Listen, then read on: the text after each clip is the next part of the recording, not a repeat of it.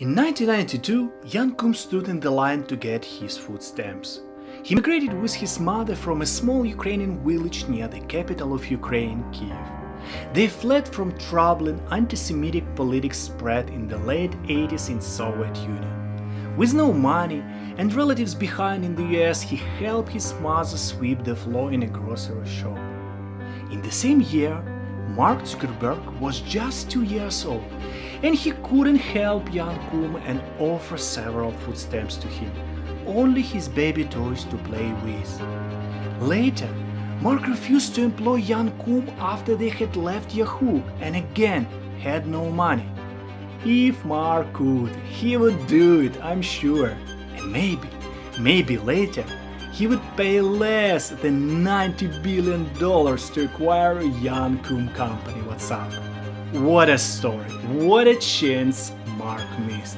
I have broken up the whole success story of WhatsApp in 7 easy to step down lessons. They are in fact your ready to go plan, which are workable even if you don't have a business education and $1 million in your pocket. But before that, please open your WhatsApp application and type repeat after me. Click the like button. Thank you, my WhatsApp friends, and let's go!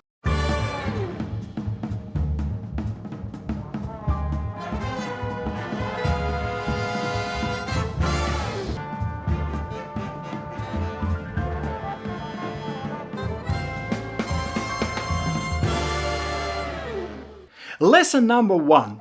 Networking of young Koum. With no money and home, young Koum wasn't the person who communicated well and got a lot of friends quickly. He couldn't make good connections with his schoolmates or students from San Jose University, where he studied. He learned computer technologies himself from the books he bought and then returned to the used bookstore. But he met the right person at the right place one day, Brian Acton. He searched for a job at Yahoo. Acton interviewed him. Just a few years later, they both lost their jobs at Yahoo and became WhatsApp co-founders. Who was Brian Acton for young? Yahoo employee who made a giant and very qualitative networking through his Yahoo career. He knew almost all Facebook staff, for example. Acton became his emotional support when Jan's mother died from cancer. Professional and personal connection build trustful and long-term relationships. Ideal formula for successful co-founding story every time. Lesson number 2. Learn what others do wrong. Yahoo career became not just a good trampoline to get a Silicon Valley network, but a disruptive lesson of large corporate wrongdoings. Yahoo spent tons of hours and dollars to pay a huge army of engineers who mined a massive store of users' data with a minimal effects. Analyzing the databases to make effective advertisement brought little success and didn't grow up in the popularity among users. There was a problem: absence of the product's value. Yet Yahoo's failure to give appropriate value to its products is another case study, worth making a separate full video on how to lose millions of dollars. If you want, just put any comments and I will do it. Young Koum was capable of watching, analyzing and making lessons from other failures. When he was fired from Yahoo, he definitely knew what he shouldn't do. Lesson number 3. Define the user's pain point. Any failure gives birth to a problem, a pain point. Focus on advertisement and mining users' data brings the problem. The Yahoo users didn't understand their raw value. They witnessed how they were used by the company instead to grow its advertisement business. Jan shared his idea with his closest colleagues and friend, Brian Acton. That was a good point to start. They searched for jobs after Yahoo and couldn't find any.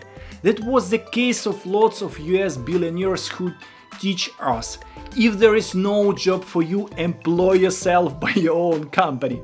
Young Koum knew and could invite lots of good stuff to test his idea. Together with Brian, they choose a good start for success, making up users' pain point their startup mission. In one of his interviews, he said, "At WhatsApp, our engineers spend all their time fixing bugs, adding new features, and ironing out all the little intricacies in our task of bringing rich, affordable, reliable messaging every phone in the world. That's our product and that's our patient. Your data isn't even in the picture. We are simply not interested in any of it. Jan, Koum and Brian believed a better model was to charge user a fee and create a small, agile team devoted to improving the product incrementally. Lesson number 4. Make customers' pain point your business mission. Knowing well from their Yahoo experience how its users found creative ways to avoid ads, they developed the application with 0 ads at all. WhatsApp was launched in the opposition to all other messengers, focusing on its users, not being another ads changer. Jan and Brian spent their efforts to create a completely new service to make its customers' messaging life better and much easier. Jan identified WhatsApp's mission as something its users would like to think of when they wake up or go to sleep, as people are used to think of who they talked or wrote to. Jan and Brian centered customers' pain point, the ads, into the main enemy of WhatsApp, defining ads as a breaching customers' interest and connections. WhatsApp gained millions and millions of users in just a few years. Lesson number 5. Keep up going, testing and developing your idea. The new application is often crashed and stuck. It couldn't ping all phone numbers and didn't work well. Jan noted thoroughly all failures to come back for their solutions. Jan found a good way to correct the error by pinging all phone contacts when you choose your status in WhatsApp. There was a genius decision as it made connecting all your network instant and easy. Status exchanging grew into messaging exchanging, the service which hadn't been available and had no competitors at that time. The idea to offer phone contacts statuses developed into what became WhatsApp business concept, instant messaging. Brian and Jan sat at Acton's kitchen table and started sending messages to each other on WhatsApp, already with the famous double check mark to prove that your connector on another phone had received a message. They realized they wanted to send much richer and more effective messages, those to send photos and videos instantly and those which would always work. Lesson number 6. Scale up your idea to grow it into a valued startup to bring it to investors. The business model WhatsApp has today is essentially the one it started with. It launched a product within iPhone users, tested it within their network. They were good friends with Alex Fishman and Russian migrant community of Silicon Valley who were happy to experience WhatsApp on their phone and give their valuable professional feedback. Then they gathered feedback and kept iterating as it scaled and added users. Being ready with their scaled business idea, no ads, a set of valuable and effective statuses, no failures in delivering messages, pictures and videos, Acton and Koum worked out of the Red Rock Cafe, a watering hole for startup founders on the corner of California and Bryan in Mountain View. They were often up there, Acton scribing notes and Koum typing. In October, Acton got 5 ex-Yahoo friends to invest $200,000 in seed funding, and as a result was granted co-founder status and at stake. Jan, Koum and Brian still have a combined stake about 60%, a large number for a tech startup, and Koum is thought to have the largest share because he implemented the original idea 9 months before Acton came on the board. Lesson number 7. Build an effective revenue model. Making ads its customers' pain point, WhatsApp made a bet on its user payments to use the application. The company's value depends more on building a user base than bogging down the business with worries about monetization. The bet clearly paid off. WhatsApp has a revenue model, but it's based on volume. That volume depends on utility, and utility depends on building the largest, most vibrant network possible.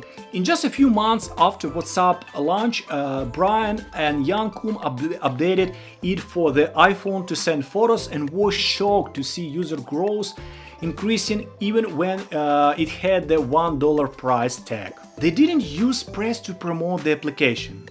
Marketing and press kicks up dust, Koum once said. It gets in your eyes and then you are not focusing on the product. that work. In just 4 years, WhatsApp attracted 200 million users, and such big investors like Sequoia Fund came and were ready to invest 50 million in the startup. In just 5 years, the application was sold for almost 20 billion to the company which refused to employ both Koum and Brian after they had left Yahoo, Facebook.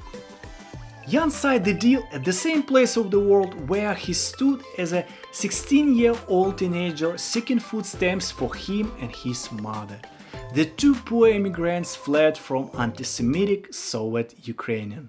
Why are these 7 lessons important for those who came to the United States and have their own American dream to get their first million? Because they show up the way from a poetry and a no future to the business deal, which is sort of the biggest one in the Silicon Valley till present days. To make those lessons your own lifestyle, scrub them down and learn them by heart. So let me repeat it for you.